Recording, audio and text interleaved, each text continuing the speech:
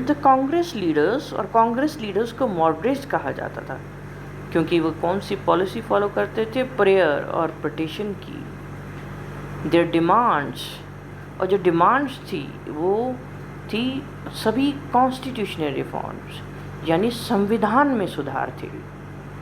The slowly nationalism reached, और धीरे धीरे राष्ट्रवाद एक नए स्टेज में पहुंच गया। 18th सेंचुरी के एंड में India now had a large number of political leaders. India के पास में बहुत सारे पॉलिटिकल लीडर्स थे हु हैड एक्सपीरियंस इन, जिनका पॉलिटिकल एजिटेशन या राजनीतिक बगावत में बहुत ज़्यादा एक्सपीरियंस था, तजर्बा था। इन इंग्लैंड में लिबरल लीडर्स जैसे ग्लैडस्टोन अभी पावर में नहीं रहे थे।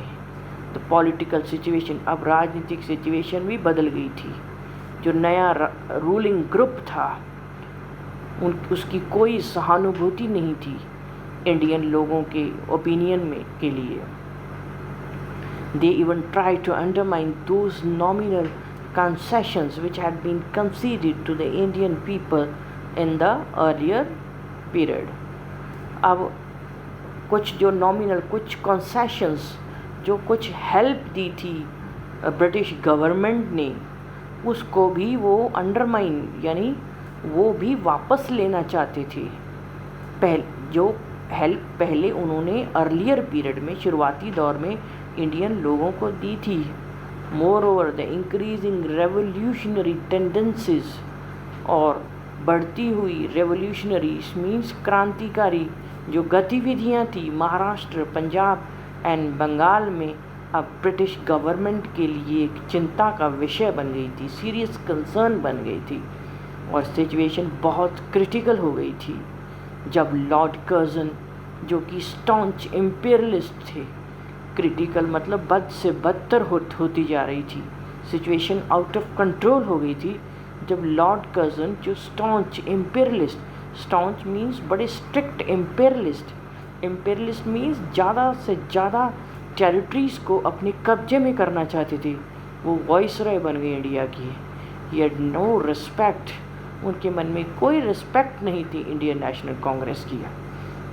लॉर्ड जॉर्ज हैमिल्टन उस टाइम सेक्रेटरी ऑफ स्टेट थे इंडिया की, बहुत ज़्यादा एंक्शियस थे किसको कर्व करने में, किसको ख़त्म करने में, कांग्रेस के प्रभाव को।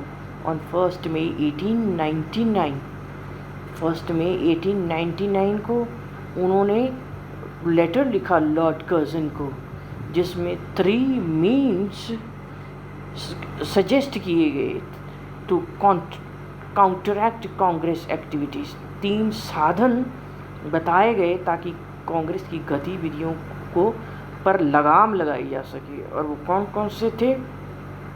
To ascertain who amongst princes and noblemen subscribed to the Congress fund and let to them know that what the government was aware of the fact. तो उन प्रिंसेस और नोबलमैन्स, उन वजीरों और उन राजाओं की पहचान करना या उनको नोट करना जो कांग्रेस को सब्सक्राइब करते हैं, कांग्रेस को ज़्यादा से ज़्यादा फंड देते हैं, कांग्रेस की बढ़ोतरी के लिए काम करते हैं, and to let them know that what the government was, और उन्हें ये जानकारी होनी चाहिए कि गवर्नमेंट को इस बात की अवेयरनेस है, जानकारी है। To prefer for honour and distinction those who were not Congress, जो कांग्रेस के नहीं है, कांग्रेस पार्टी की नहीं है, उनको रिस्पेक्ट दी जाए और डिस्टिंक्शंस दिया जाए। To exercise a greater control of education, ज़्यादा से ज़्यादा कंट्रोल किया जाए एजुकेशन पर, ऑर्गेनाइजेशन पर और टेक्स्ट बुक्स पर। In reply Lord Curzon wrote to Hamilton, 18 नवंबर में हैमिल्टन को लेटर लिखा लॉर्ड कर्जन ने 18 नवंबर 1900 में।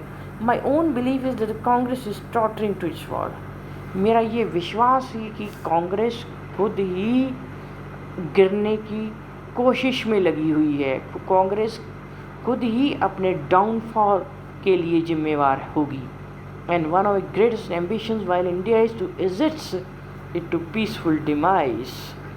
और इंडिया में रहते हुए मेरा सबसे बड़ा एम्बिशन मीन्स मेरा एम, मकसद क्या होगा, तो इजिस्ट किस में मदद करना, इसकी पीसफुल शांतिपूर्वक डिमाइस, कांग्रेस की शांतिपूर्वक डेथ में मदद करना, यानी कांग्रेस को पूरी तरह से नष्ट कर देना, और वो भी बड़ी शांति से, बड़ी peacefully. That's all children, and tomorrow will start Lord Curzon and his activities.